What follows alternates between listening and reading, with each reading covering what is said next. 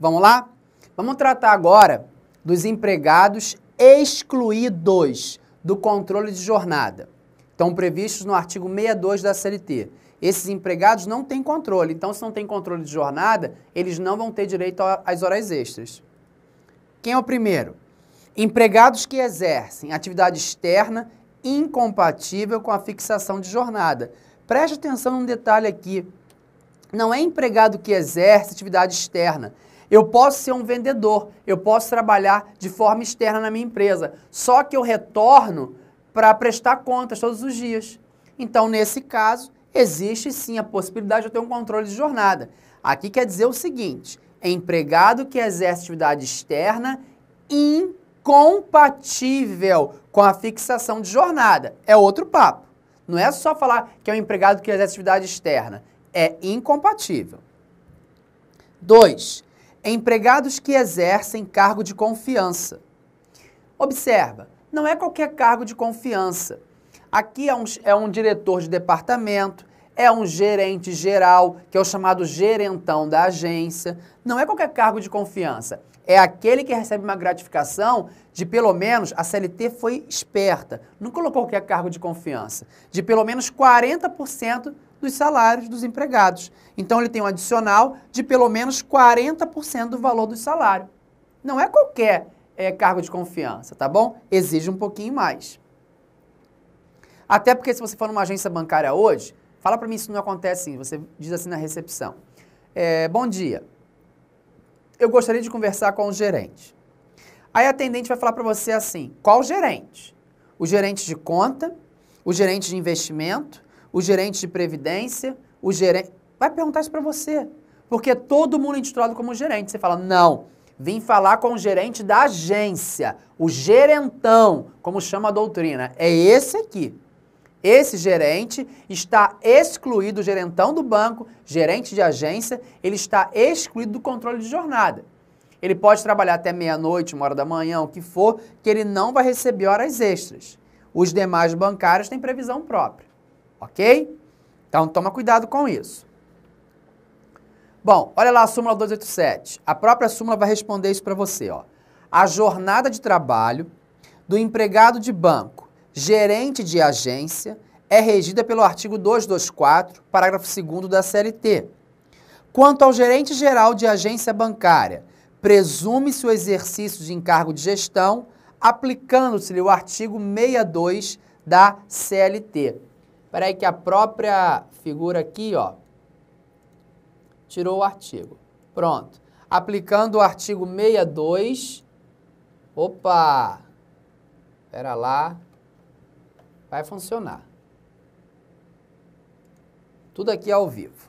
Aplicando o artigo 62 da CLT. Então, é essa a hipótese. Quando ele falar gerente de agência, ele está se referindo ao gerente de conta. Esse tem controle de jornada. O gerente geral, o gerentão, está no artigo 62. Esse está excluído do controle de jornada. Tá bom? Maravilha. Bom, e aí uma situação aqui interessante. O artigo 6º da CLT, a gente quando falou de sujeitos, conversou sobre ele. É o que fala da hipótese do empregado que trabalha à distância, não trabalha na empresa. Tudo bem. Esse empregado que trabalha à distância, eu até concordo com você, não vou falar sobre subordinação, a gente já discutiu isso já, chega. Mas esse empregado que trabalha à distância, eu posso até concordar com você, que é mais difícil o empregador controlar a jornada dele. Tudo bem? É verdade, de fato é mais difícil. Só que, se por um acaso ele trabalhar em casa, costureira, por exemplo, por tarefa, por peça, eu posso, de certa forma, pensar que ele faz horas extras. Ou, se por alguma outra forma o empregador controla essa jornada, ele pode vir também a fazer horas extras. Então, eu coloquei aí, ó, o artigo 6º da CLT determina que não poderá haver distinção entre o empregado que trabalha dentro da empresa, daquele que trabalha no próprio domicílio. Verdade. É o trabalho em domicílio, o teletrabalho. Normalmente, este empregado não tem controle, normalmente, de jornada. Por isso, ficariam excluídos do capítulo da duração do trabalho. Entretanto, se o empregador exigir um número mínimo de produção diária, costureira tem muito isso, exigir um número mínimo de produção diária ou conseguir por outros meios controlar a jornada, o empregado terá direito ao capítulo em análise. Então, se o empregador exige desse empregado um número de produção diária ou, por outro meio, consegue controlar a jornada dele, consegue exigir, pera lá, nessas hipóteses, então, ele vai estar dentro desse capítulo. Tudo bem? Em relação ao motorista, mais uma vez, olha ele aí, sem motorista presente, a Lei 12.619 de 2012, que falei do motorista. Antes dessa lei, a gente tinha o seguinte entendimento, seguinte noção geral aí, para as provas e tudo, que o motorista estava lá no artigo 62, inciso 1. Era aquele que exercia atividade externa incompatível com a fixação de jornada. Só que acabou, porque agora a lei prevê sim jornada própria para ele. Olha lá, o artigo 2º. São direitos dos motoristas profissionais, além daqueles previstos no capítulo 2, do título 2, no capítulo 2 do título 8 da Constituição Federal. Inciso 5. Jornada de trabalho e tempo de direção controlados de forma fidedigna pelo empregador, que poderá valer-se de anotação em diário de bordo, papeleta ou ficha de trabalho externo, nos termos do parágrafo 3º do artigo 74, já falamos isso, hein, da CLT, ou de meios eletrônicos idôneos, instalados nos veículos a critério do empregador. Então, a lei deixou bem livre o empregador, ou por papeleta, ou por meio eletrônico, seja a forma que for. Mas você vai ter que controlar a jornada de trabalho, desde que de forma fidedigna, do seu motorista. Então, o motorista está excluído do capítulo de jornada de trabalho? Não, não está excluído. Agora, já existe uma previsão no TST. Vocês devem conhecer. O tacógrafo, o que é o tacógrafo? Aquele instrumento medidor da velocidade. Não serve para oferir a jornada de trabalho do motorista. Olha lá a OJ 332 da SDI 1 do TST. O tacógrafo é isso aqui, ó. Por si só, sem a existência de outros elementos, não serve para controlar a jornada de trabalho de empregado que exerce atividade externa. Pode ter lá o tacógrafo e outro meio idôneo, que a própria legislação permitiu para o empregador. Agora, só o tacógrafo, não serve para controlar essa jornada. Tudo bem? Bom, e o comissionista? Só pelo fato do empregado ser comissionista, ele não tem jornada extraordinária, por exemplo? Claro que não. O comissionista, você tem que fazer uma divisão entre comissionista puro e comissionista misto. O comissionista puro é aquele que trabalha exclusivamente à base de comissões. E o comissionista misto é aquele que tem a parte fixa e a parte variável, que são as comissões. A parte fixa vai ser o quê? O piso salarial da categoria que ele trabalha, de vendedor, por exemplo, ou o salário mínimo, tá? Bom, seguindo, o fato do trabalhador ser comissionista puro não quer dizer, já falei, que ele não tenha jornada de trabalho, apenas a forma de aferir sua remuneração que é diferente, pela produção ou pela venda. Então, ó, se o comissionista puro, ele só ganha comissão, fizer horas extras, como é que vai ser isso? A súmula 340 do TST fala que ele vai receber o adicional de pelo menos 50%. Tudo bem? Vai receber apenas, não vai receber hora extra, ele recebe apenas o adicional de 50% sobre essas parcelas. Agora, olha a súmula 340 primeiro. O empregado sujeito a controle de horário, remunerado à base de comissões, é o comissionista puro, tem direito ao adicional de no mínimo 50% pelo trabalho em horas extras, calculado sobre o valor hora das comissões recebidas no mês, considerando como divisor o número de horas efetivamente trabalhadas. Maravilha. Agora, se ele for comissionista misto e fizer horas extras, o misto tem a parte fixa e a parte variável. Como é que funciona as horas extras desse empregado? Em relação à parte variável, ele vai receber apenas o adicional de 50%. Já em relação à parte fixa, ele vai receber horas extras, hora normal mais 50%. Tá bom? Isso está previsto na OJ 397 da SDI 1 do TST. Põe na tela, por favor.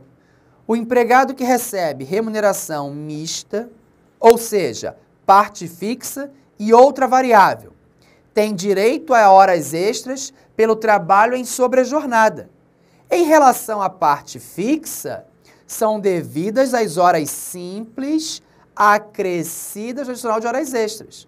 Hora normal, mais horas extras, mais adicional de horas extras, mais 50%.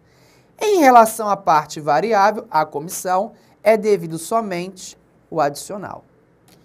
Aplicando-se a hipótese, por analogia, da súmula 340 do TST. Então, repetindo. Se for comissionista puro e prestar horas extras, ele vai receber, somente o adicional de 50%. Ele não recebe horas extras, se ele prorrogou a jornada. Agora, se for comissionista misto, que tem parte fixa e parte variável, e prorrogar a jornada, em relação à parte fixa, ele vai receber horas extras, hora normal, mais o adicional de pelo menos 50%. Em relação à parte variável, ele vai receber somente o adicional de 50%. Tudo bem? Prorrogação da jornada do menor. A gente vai tratar de menor ainda. Mas eu posso prorrogar a jornada do menor? A regra é não. Ó.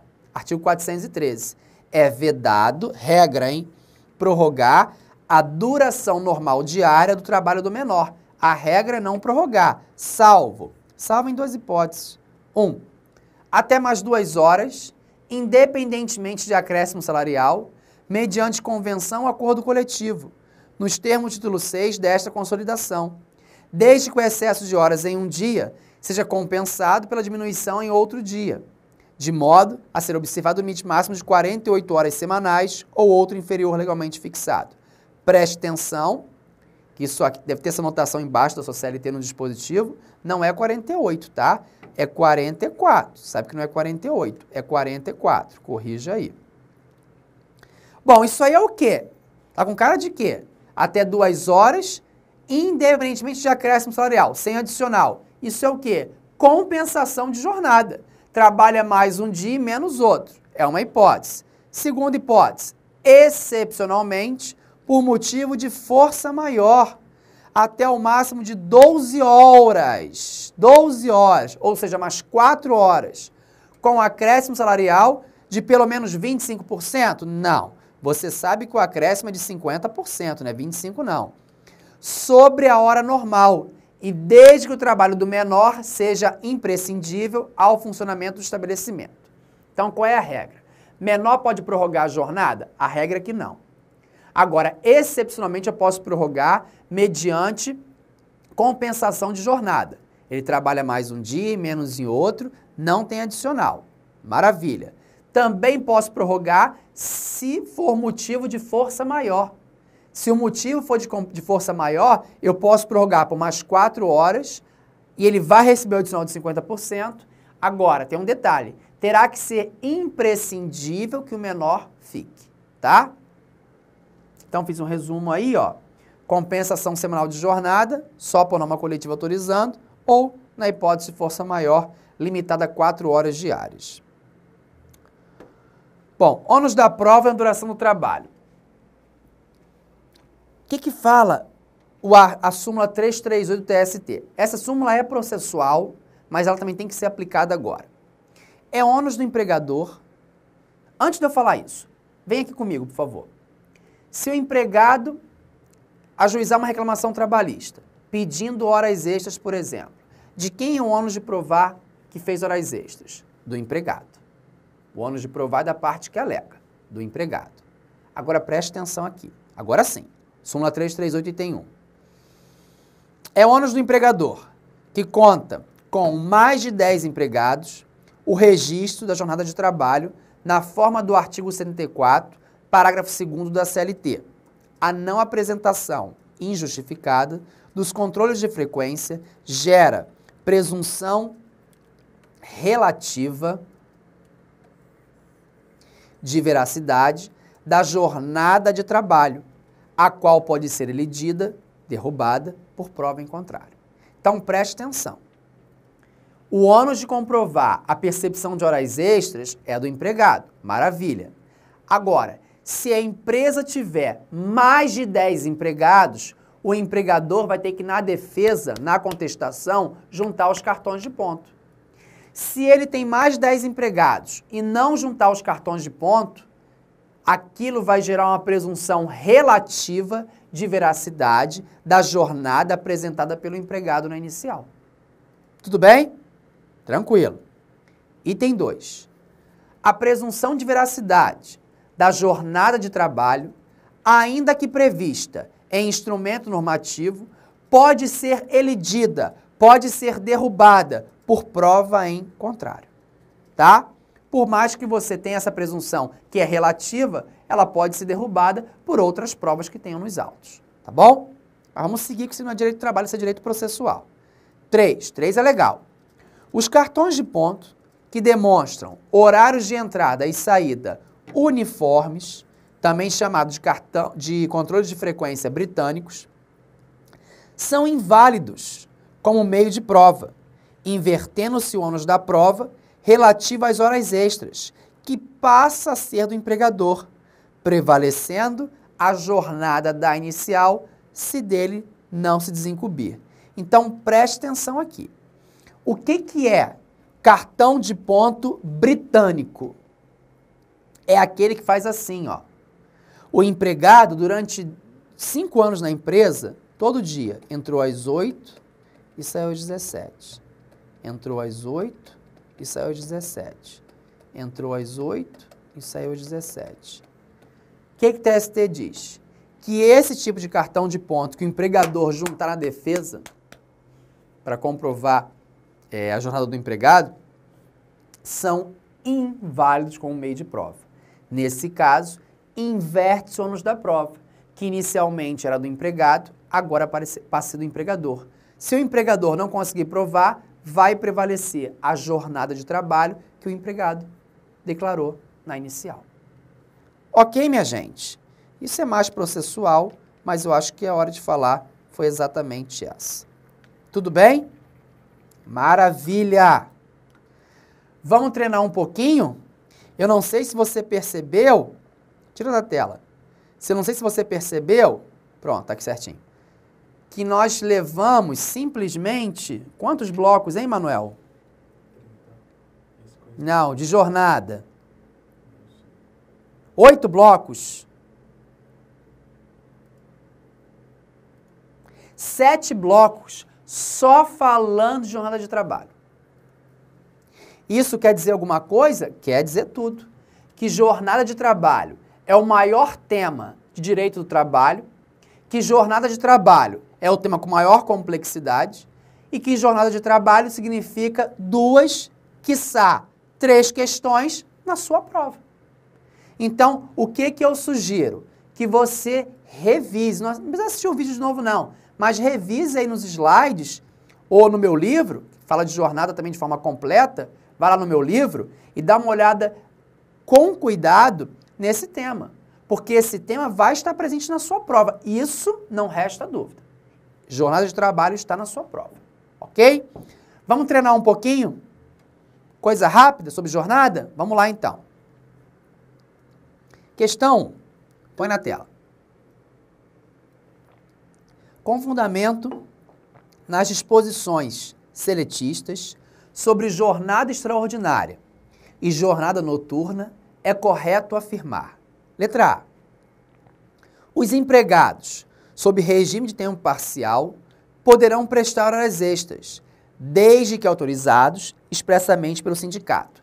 Quem é que é empregado sob o regime de tempo parcial? Fala. Muito bem. Perfeito.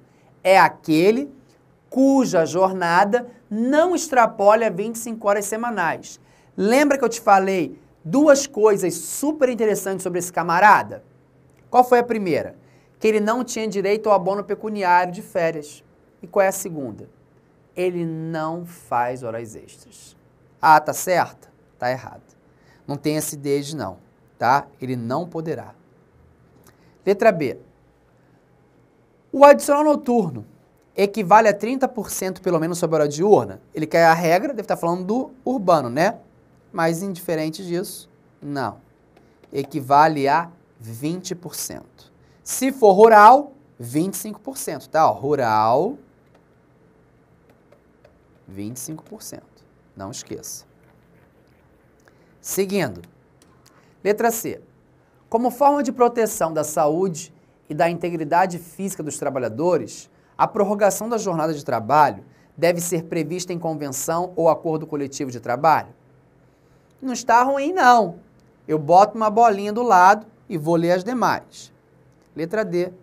As horas extras são remuneradas com adicional de no mínimo 25% sobre o valor da hora normal. Tá certo isso? Errado.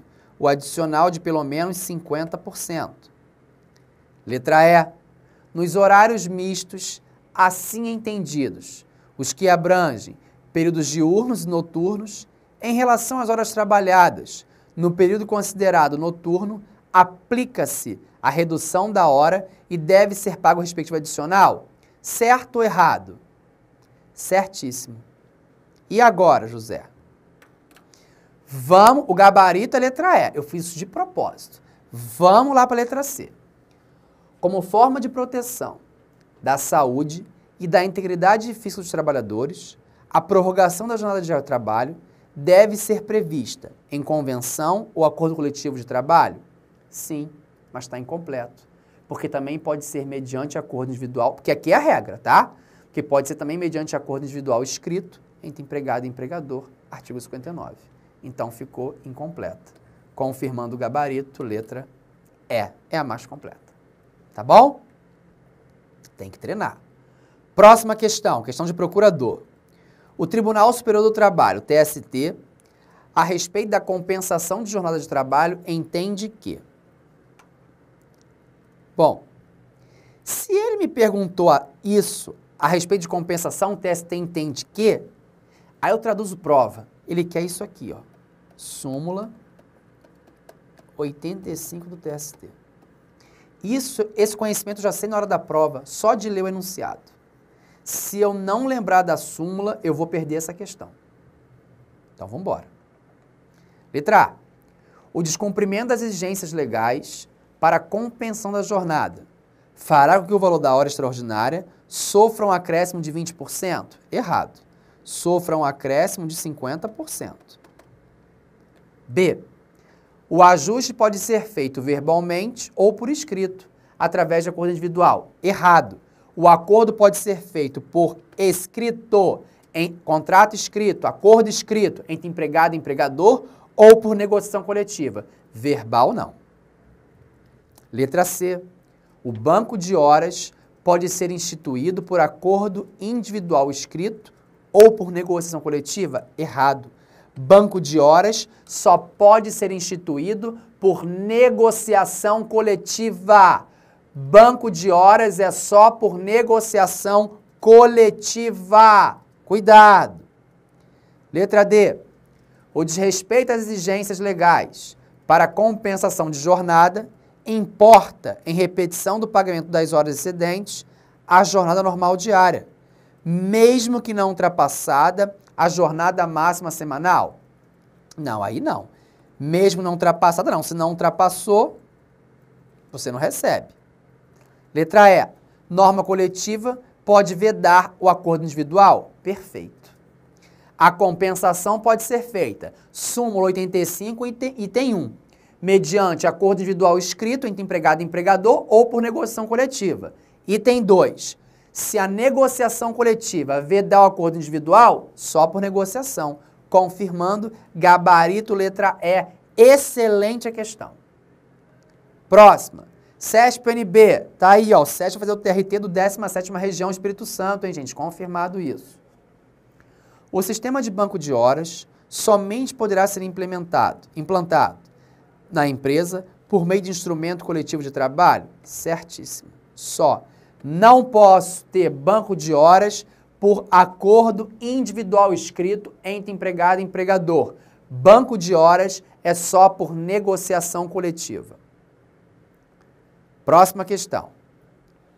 Se o empregado for contratado para cumprir um regime de trabalho reduzido, ou seja, inferior a 8 horas diárias ou a 44 semanais, será lícito o pagamento do piso salarial ou do salário mínimo proporcional ao tempo trabalhado? Observa, você que vai fazer TRT 8, que é SESP, preste atenção, tá chegando tua hora aí. É questão de 2013 de procurador. Para repetir essa questão na sua prova agora, não custa. E colocar também lá no Espírito Santo. Pode cair assim. O que quer dizer isso? Quem trabalha mais, ganha mais. Quem trabalha menos, ganha menos. Então, eu posso, para esse que trabalha menos, pagar, de repente, para ele menos salário mínimo? Posso, é autorizado. Então, ó, está perfeita, assertiva, correta.